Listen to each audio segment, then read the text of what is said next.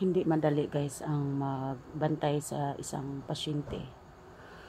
Kasi ang aming tatay ay 24 hours na binabantayan. So salitan kami magkakapatid at ang aming mga mababait na pamangkin is nakikipagtulungan din naman. So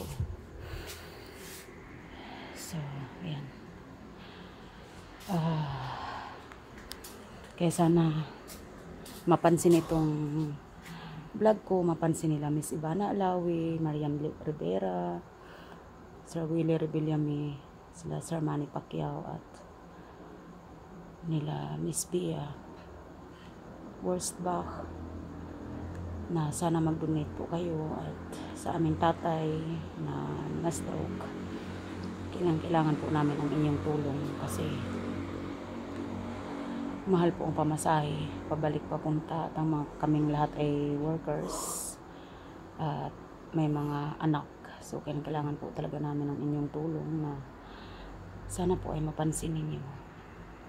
Mabigyan ninyo ng pansin at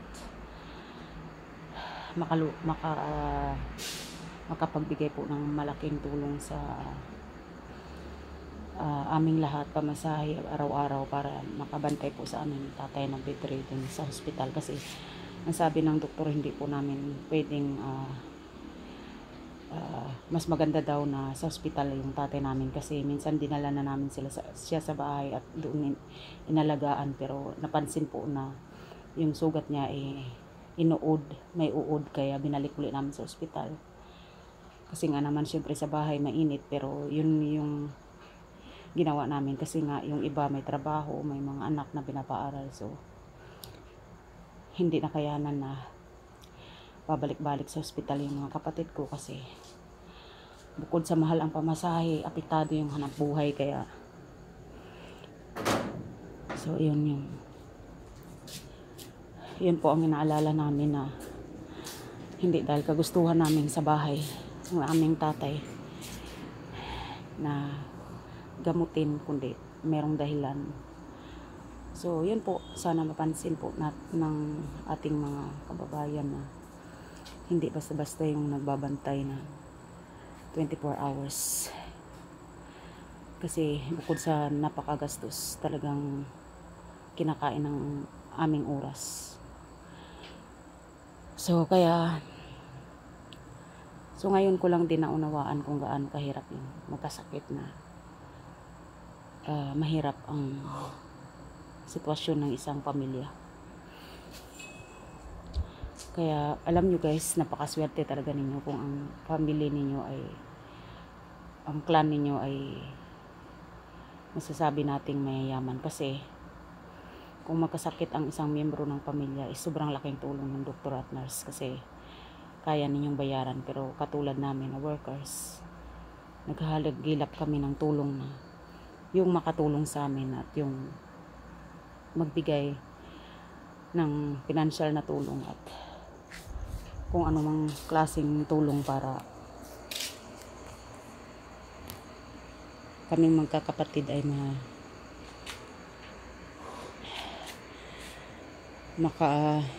makapagbigay sa amin ng alalay, yung tulong ninyong ibibigay. So ayun, talagang dinadaan namin sa dasal at tulungan na magkakapatid at magpipinsan. At sinanay din namin, siyempre ang aming nanay is 75 na rin, kaya hindi rin siya pwede magbantay araw-araw sa ospital. Pero sobrang laking tulong talaga na nakipagtulungan kami magkakapatid. Kahit hindi lahat makapagbigay financial dahil katulad ng sinasabi ko, may kanya-kanyang pamilya at siyempre umuupa ng bahay. Kaya sana guys, please share this video na mapansin po ng ating mga may kaya sa ating bansa, dahil alam ko naman na maraming mga super rich dito sa Pilipinas, ng mga Pilipino, na sana ay mapansin yung ating vlog na ito, na makatulong sa kagaya naming may mga family member na bedridden, so napakahirap alagaan. nasa public hospital kami sa Tumbukon Hospital ng Kalibo, Aklan. Dalawang beses na bumalik dito si tatay since January 2. So hanggang ngayon nasa hospital pa rin siya kasi yung sugat ay lumalaki at na-infection na yung sugat niya. So siyempre nasa 87 years old na rin si tatay, kaya mahirap din gamutin yung matanda na.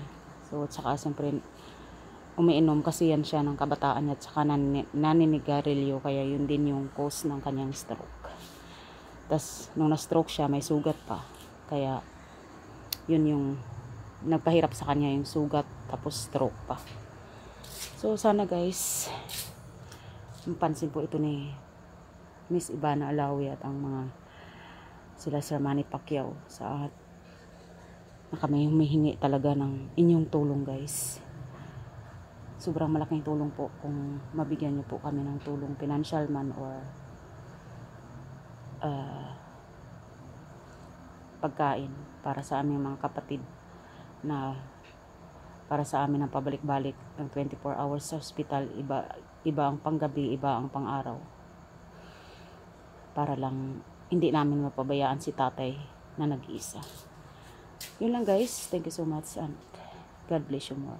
Please PM us kung kayo po ay mag-donate sa amin. Susulat ko na lang po ang GCash number.